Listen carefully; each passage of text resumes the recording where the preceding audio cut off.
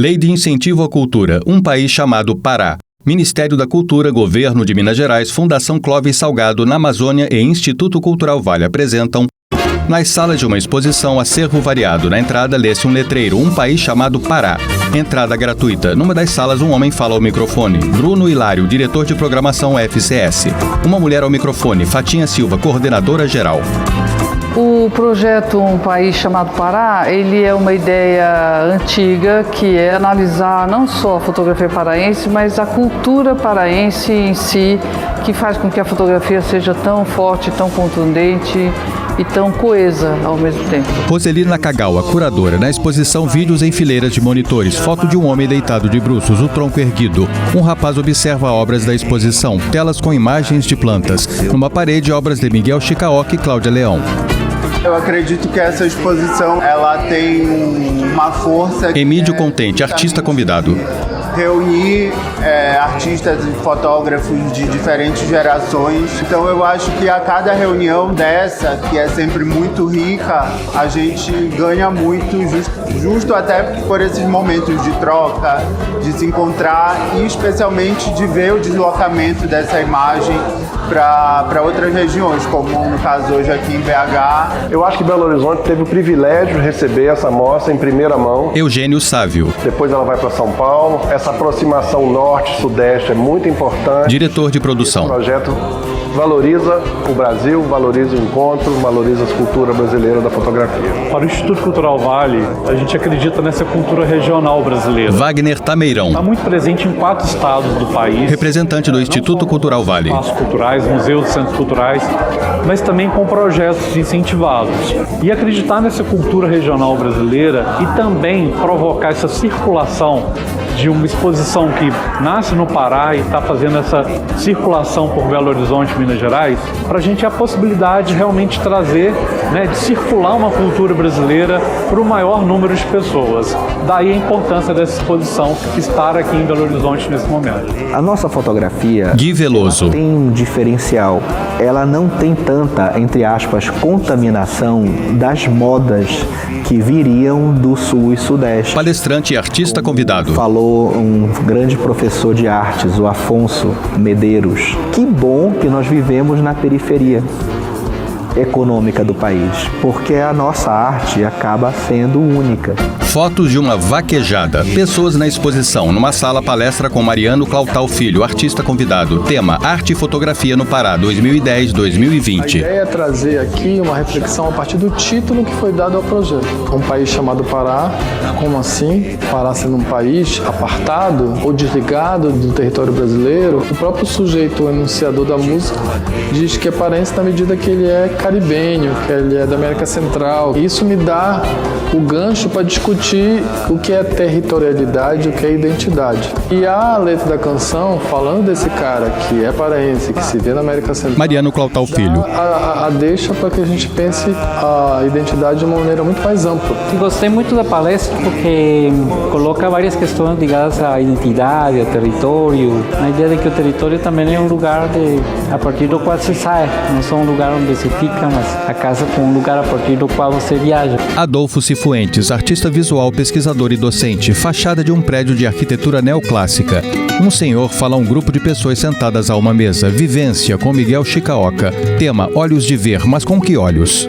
O modo de trabalho do Miguel é muito voltado para o interior. Reisla Oliveira, biógrafa e fotógrafa. Na oficina de fotografia, o aparato principal somos nós mesmos. O resultado mais buscado nem é a imagem em si, como a gente costumeiramente pensa, na qualidade dessa imagem, mas na qualidade da relação com a imagem. Olhos de ver. Miguel Chicaoca. Com que olhos? Arte educador e artista convidado. Com que olhos, no sentido de viver mesmo. Como é que nós estamos vendo esse mundo hoje? Tão intenso do ponto de vista da produção de imagens. Então, por que tantas imagens? Para que tantas imagens? O que a gente capta nesse ver o mundo, O foco principal do meu trabalho se volta muito para pensar o mundo através da fotografia, através do processo fotográfico e da riqueza, da potência que ela representa.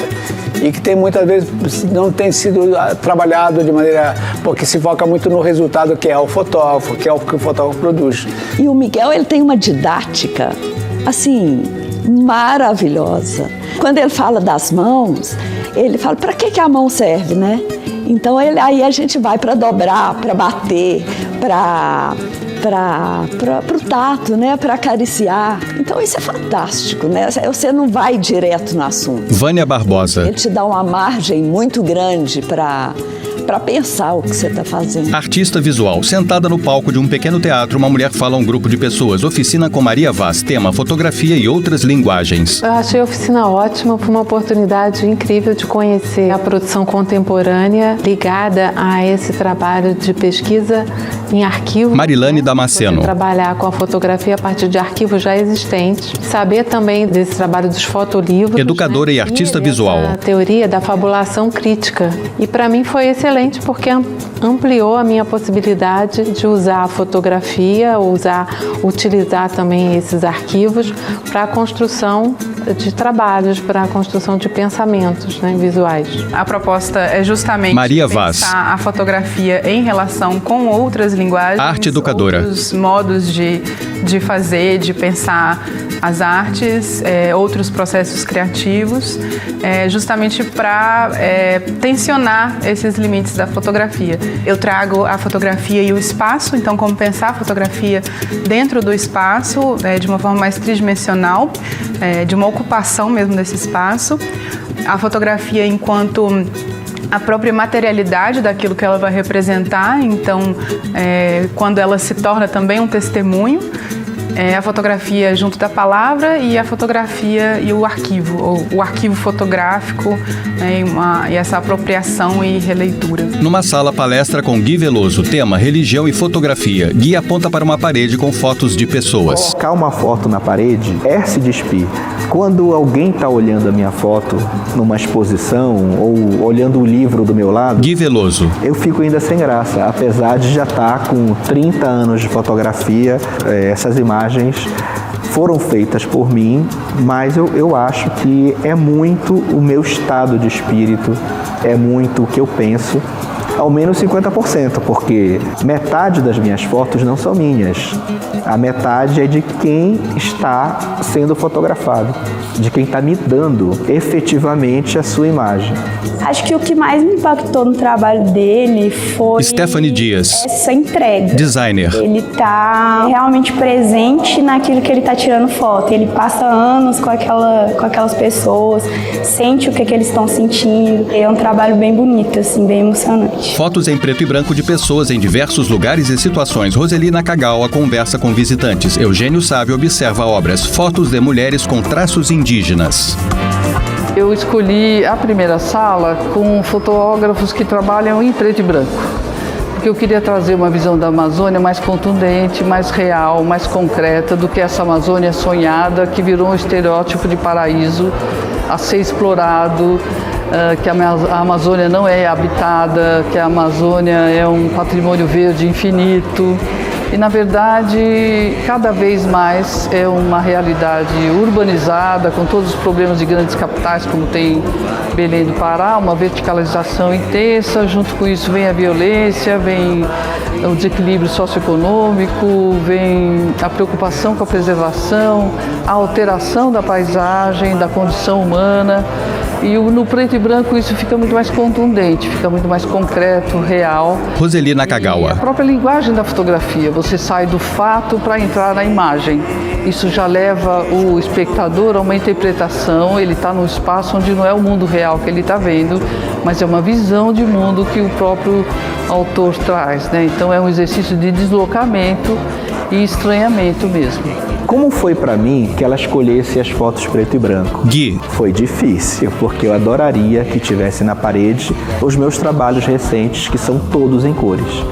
E uma das fotos, ela gostou tanto, que é essa aqui da mão. Mão aberta num rio. Essa foto originalmente é em cores.